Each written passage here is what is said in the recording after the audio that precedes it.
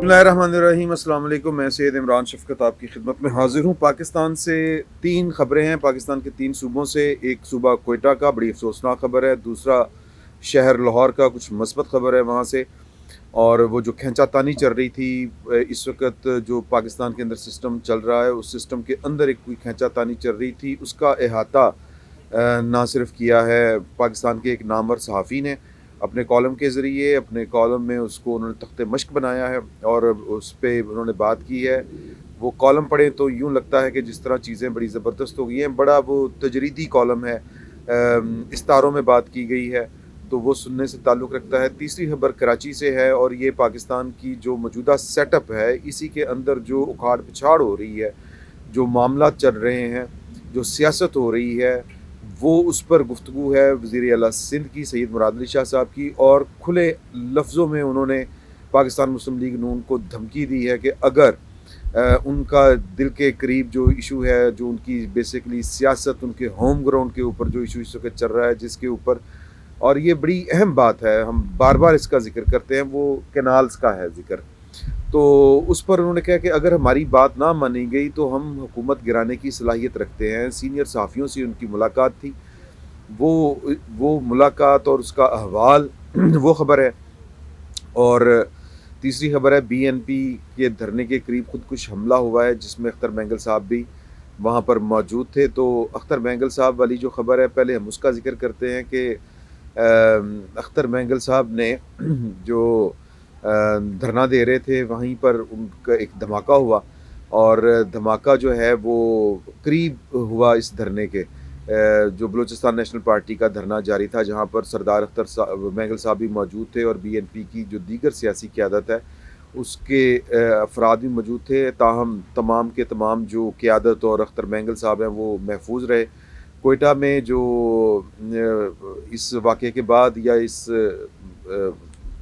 धमाके के बाद प्रेस कॉन्फ्रेंस में जो है वो बलूचिस्तान की हुकूमत के जो तर्जमान हैं, उन्होंने ये वाली बात की बताया कि जी ये वाकई धमाका हुआ था। इंतज़ामिया से बीएनपी के वफ़द की गुज़िश्ता रात मुलाकात हुई थी और आज हुकूमती वफ़द ने सरदार अख्तर एंगल से भी मुलाकात की है। शाहिद रिंद साहब हमारे दोस्त हैं, सहाफ़ी हैं और ये इस वक्त बलूचिस्तान हुकूमत के तर्जमान हैं। उन्होंने बताया कि हुकूमती टीम ने जो है वो बीएनपी के वफ़द से मुलाकात के लिए जा रही थी कि अफसोसनाक वाक़या पेश आ गया। धमाके में सरदार अख्तर एंगल, जिस तरह मैंने पहले आपको बताया कि वो महफूज रहे, इस धमाके की मुकम्मल छानबीन की जा रही है।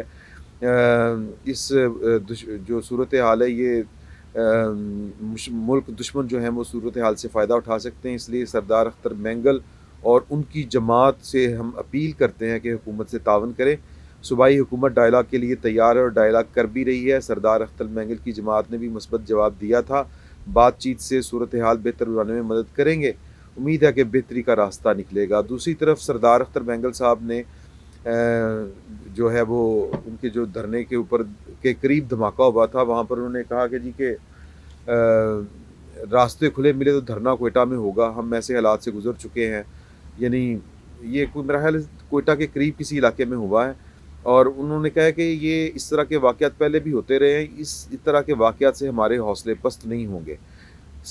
अब इस सारी सूरत हाल में एक बात तो आपको ज़हन में रखनी पड़ेगी, 2 बातें हैं। एक, अगर मजमूई तौर के ऊपर बात करें तो वो बात ये है कि जो कोयटा में बलूचिस्तान के जो नुमाइंदे हैं, बलूचिस्तान के जो सियासतदान हैं, या मजमूई तौर के ऊपर हुकूमत, रियासत और सियासतदान जो हैं, उनके दरमियान एक एतमाद का फुकदान पैदा हो चुका है और बड़ी देर से पैदा है। जब जाफ़र एक्सप्रेस का वाक़या हुआ था तो जो हैं अपने सरदार अख्तर बैंगल साहब, उन्होंने जो गुफ्तगू करते हुए बात कही थी, वो अगर आपको याद हो तो उन्होंने कहा था कि अब मामला शायद हमारे भी हाथ में नहीं रहे। तो हमने तो बड़ी कोशिश की थी, लेकिन हर बार हमारा मजाक उड़ाया गया, हर बार हमें डिच किया गया। तो हालात जो हैं वो उन्होंने बता दिया था कि ये हमारे इख्तियार में नहीं है। और उनके इस ट्वीट को रीट्वीट करने के ऊपर मेरा ख्याल है कि जो हमारे सहाफ़ी दोस्त हैं वहीद मुराद साहब, उनको भी गिरफ़्तार किया गया था। तो इसका दूसरा मतलब ये है कि रियासत जो है वो बड़ी सेंसिटिव हो चुकी है इस मामले के ऊपर, या बलूचिस्तान के इशू के ऊपर रियासत जो है वो ना एक कदम पीछे हटने के लिए तैयार है, ना वो आगे चलने के लिए उस तरह का माहौल वो पैदा करना चाह रही है। تو یہ جو ہے صورتحال، یہ بھی آپ ذہن میں رکھیں، اعتماد کا فقدان۔ دوسری طرف اس صورتحال سے جو حکومت والے کہہ رہے ہیں کہ فائدہ جو ہے وہ دشمن قوتیں بھی اٹھا سکتی ہیں، تو یہ زیادہ بات آبویس لگتی ہے۔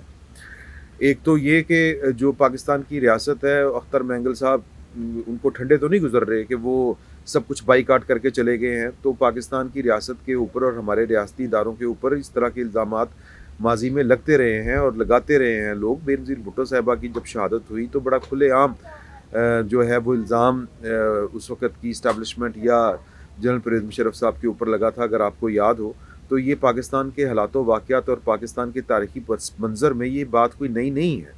اس طرح کے الزامات جو ہیں وہ لگتے ہیں اسٹیبلشمنٹ کے اوپر بھی، ریاست کے اوپر بھی، اور یہ بہرحال بدگمانی کا ایک درجہ ہے۔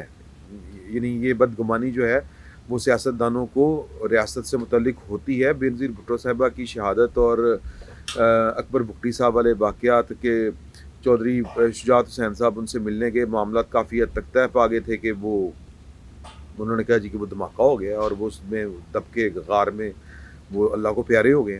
تو ایک یہ پرابلم ہے۔ پرابلم سے مراد یہ ہے کہ ہماری اسٹیبلشمنٹ کے اوپر ماضی میں اس طرح کے الزامات لگے ہیں، تو اختر مینگل صاحب ہو سکتا ہے کہ یہ بات سوچتے ہوں کہ یہ بھی کام جو ہے کسی اور کا ہو سکتا ہے۔ تو یہ جو گفتگو ہے، یہ یعنی اس طرح کی گفتگو ہو سکتی ہے۔ دوسری بات کہ جو حکومت کہہ رہی ہے کہ یار کہ بی ایل اے کے پیچھے کون ہے؟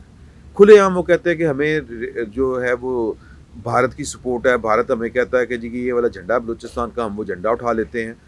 تو اگر اختر مینگل صاحب یا اس پائے کے کسی اور بلوچ لیڈر کو اگر ہو، کیا اس کو کہیں، کیا کہیں گے اس کو، کہ ٹارگٹ وہ کر کے اپنا کوئی نہ کوئی وہ مقصد پورا کر سکتے ہیں۔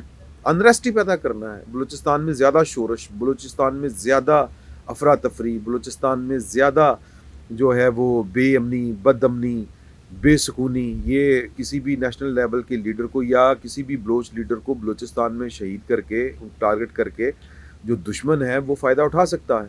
اور اس ساری صورتحال میں سچ کہاں پہ ہوگا، سچ کیا ہوگا، یہ صرف باتیں رہ جاتی ہیں، سچ تک پہنچنا بڑا مشکل ہو جاتا ہے۔ تو بہرحال اللہ تعالیٰ رحم کرے، اللہ تعالیٰ جو ہے وہ ہمارے حال پہ رحم کرے، ہم تو یہی بات کہہ سکتے ہیں۔ اچھا جی، اب آ جاتے ہیں جو کامران رضی صاحب ہیں، جیو کے رپورٹر ہیں، ان کی خبر ہے۔ کچھ صحافیوں سے، سینئر صحافیوں سے مراد علی شاہ صاحب نے جو ہے وہ ملاقات کی ہے، اور اس ملاقات میں کا جو احوال رپورٹ ہوا ہے وہ یہ ہے، جو ہمارے دوست کامران رضی صاحب نے رپورٹ کیا ہے وہ یہ ہے کہ وزیر اعلیٰ سندھ صاحب سید مراد علی شاہ صاحب نے فرمایا کہ وزیر اعظم شہباز شریف اعلان کریں کہ کینالز منصوبے کی حمایت نہیں کریں گے۔ دریائے سندھ ہماری زندگی ہے، وفاق کو ہماری بات ماننی پڑے گی، ہمارے پاس وفاقی حکومت کو گرانے کی طاقت ہے۔ کینالز صرف سندھ کا معاملہ نہیں، یہ صوبوں کی ہم آہنگی کا معاملہ ہے۔ وزیر اعظم اس معاملے کو ختم کرنے کے لیے اعلان کریں۔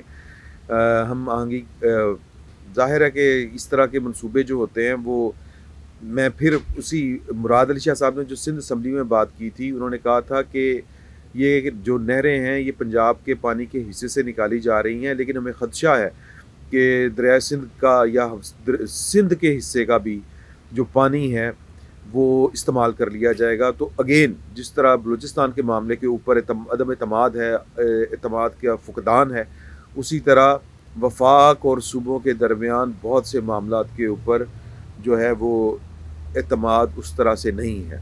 پاکستان اس مسئلے سے کس طرح نپٹتا ہے، کس طرح نہیں نپٹا، آج تک تو نہیں نپٹا گیا۔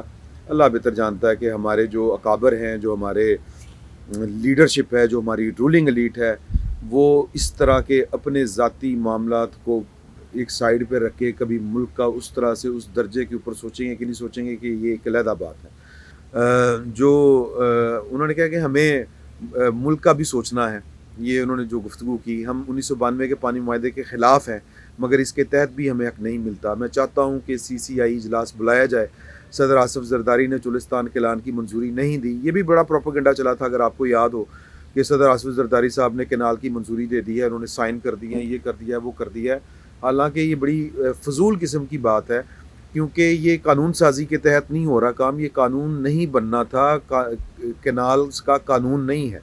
جو صدر مملکت ہوتے ہیں وہ کسی قانون کے اوپر دستخط کرتے ہیں تو وہ قانون جو ہے وہ نافذ العمل ہوتا ہے۔ یہ معاملہ انتظامی معاملہ ہے، اس کے لیے پہلے سے قوانین موجود ہیں جن کے تحت یہ سارے کام ہو رہے ہیں، آئین کے مطابق ہو رہے ہیں۔ ایک علیحدہ بحث ہے، بہرحال آئین کے مطابق ہیں، قانون کے مطابق ہیں، یہ اپنی جگہ کے اوپر بات ہے، لیکن اس معاملے کے اوپر سیاسی ہم آہنگی نہیں موجود، یہ بھی اپنی بات جگہ پر درست ہے۔ جس طرح بنگلہ دیش کا ہم نے پہلے بھی وہ ذکر کیا تھا بیٹھک میں کہ جس طرح بنگلہ دیش کا معاملہ تھا، اگر آپ کو یاد ہو تو ان کا جو سینسٹیو تھے، وہ جس حساسیت تھی وہاں پر، جو وہ ان کی زبان کے حوالے سے تھی، بنگالی زبان کی وجہ سے، اور باقی جو ہے وہ ادھر کے جو معاملات ہیں یعنی سندھ والے، وہ سندھ، دریائے سندھ اور پانی کے ایشو کے اوپر سینسٹیو ہے، تو ان کی حساسیت کو اگر آپ ایڈریس کر سکتے ہیں تو کر لینا چاہیے۔ اب یہ حکومت، وہ بڑی لمبی چوڑی گفتگو ہے، تو میں مزید اس گفتگو کے اوپر نہیں جانا چاہتا۔ جو مدعا انہوں نے رکھ دیا ہے، مدعا یہ ہے کہ پاکستان پیپلز پارٹی میں سیاسی اعتبار سے وہ چوپڑیاں نالے دو وہ کرتے ہیں کہ جی کہ جس طرح میں نے پہلے بھی کہا تھا، اور میرے پیپلز پارٹی کے جو دوست ہیں ان کو یہ بات اچھی نہیں لگی تھی، بہت سے لوگوں نے میرے ساتھ رابطہ بھی کیا کہ جی کہ آپ حکومت میں سے فائدے بھی لینا چاہتے ہیں پورے کے پورے، اس لیے کہ آپ کی کندھے کے بغیر یہ حکومت چل نہیں سکتی، اور آپ کوئی ذمہ داری بھی نہیں لینا چاہتے۔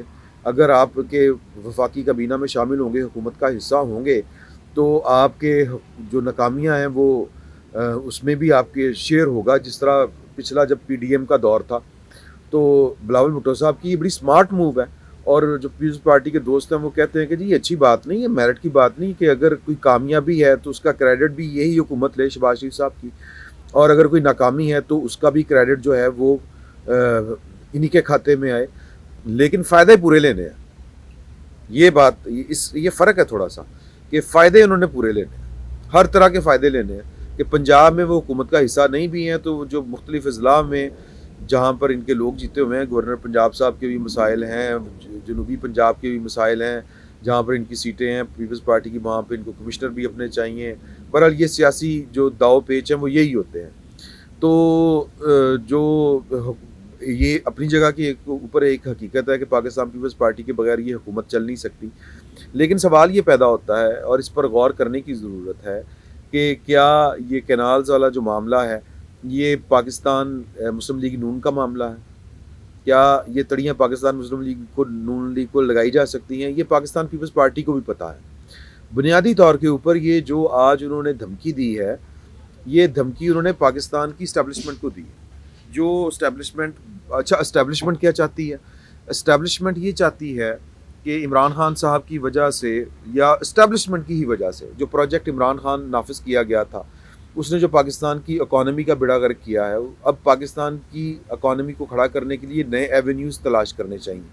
نئے ایونیوز کیا ہیں کہ پاکستان جو ہے وہ زرعی ملک ہے، اس کی زراعت جو ہے، ہمارے تو جو حکومت کا جھنڈا ہے، حکومت کا پاکستان کا نہیں، اس کے اوپر اگر آپ دیکھیں تو وہ بالیاں ہیں گندم کی اور چنے کی، کچھ اس طرح کی وہ ہیں۔